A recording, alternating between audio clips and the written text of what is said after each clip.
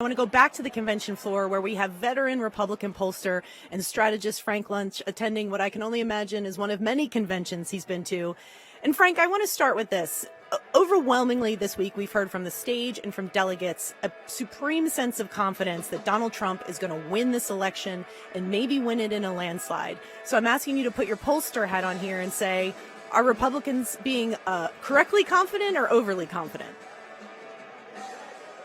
I think they're a bit overly confident, but make no mistake, I've not seen the Democratic nominee as weak, an incumbent nominee as weak as Joe Biden at this point in the campaign, and Donald Trump, who's noticeably run behind in 2016 and 2020.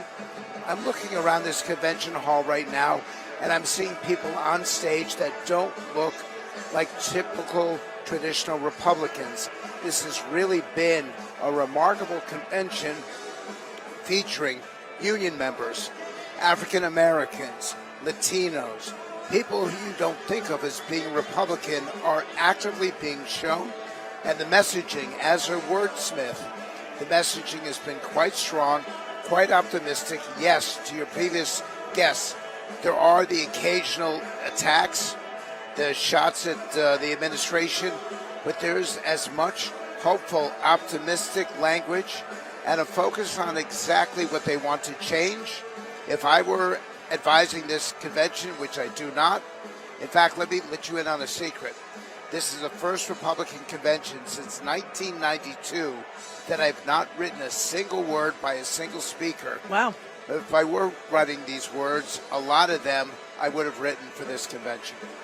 As we talk at this hour, it is quite possible that President Biden might decide to ultimately get out of this presidential race. And I'm curious, if that were to happen, does that scramble everything? Does that reset this campaign? Yes, it does. And in fact, I'm saying to some of the Republicans here, be careful what you wish for. This is like the dog that catches the car. It's not good for the car, and it's really not good for the dog. People know Trump. They know Biden. They know the two administrations. They have a more favorable reaction to Donald Trump in every single poll on the key issues that matter. With Kamala Harris, everything is up for grabs. And there are other Democrats that are much stronger than her. Some of the governors, a couple of the senators. They should be very careful because they're trying to push Biden over the edge, but they don't know what comes up next, and that's actually more important. It's one of the things that my colleague Mara Liasson, who you were just hearing from, says a lot, is that Donald Trump won in 2016 with 46%, and he lost in 2020 with a little over 46%. And it does seem that Donald Trump's appeal, the MAGA coalition, hasn't really proven that it can rise above that 47 maybe percent ceiling.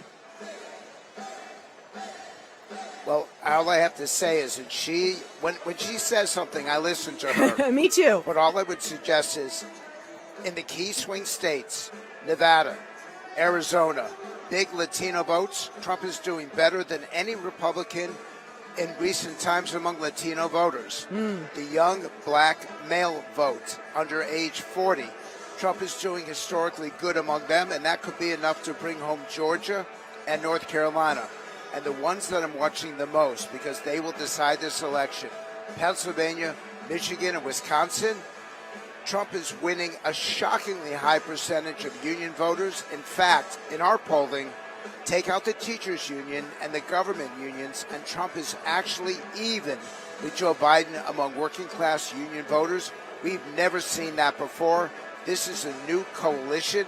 It's not one that I remember from when I joined the Republican Party, but the choice of JD Vance and his articulation of what it is to be a hardworking taxpayer struggling paycheck to paycheck, this is a message that works, and it's working. What do you think? Is that what you think JD Vance brings to this ticket, that he's able to juice that sort of working class voter that has really been drawn into the MAGA movement? Yes, and it's because he's authentically working class. This is who he is. Donald Trump was born wealthy. I mean, we forget that Trump's appeal to working class voters is ironic, considering that that's not his background. JD Vance, that's who he is. That's where he's from. He communicates that so well. You saw that in the last night's speech.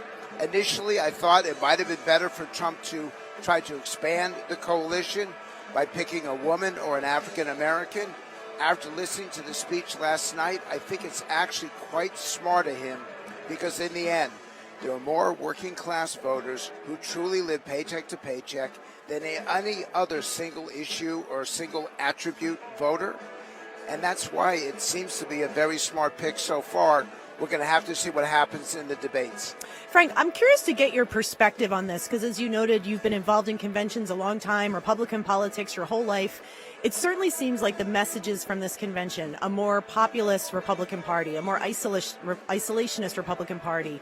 Do you see this as sort of a turning point, finally, for the Republican Party as fully the party of Donald Trump? It's more than a turning point. That's a great question. The truth is the party has already turned. This is not the party of Ronald Reagan and George Herbert Walker Bush. This is not even the party of George W. Bush or John McCain. This is a new agenda with different voters. And let's talk about the negatives, the people that Trump is going to lose.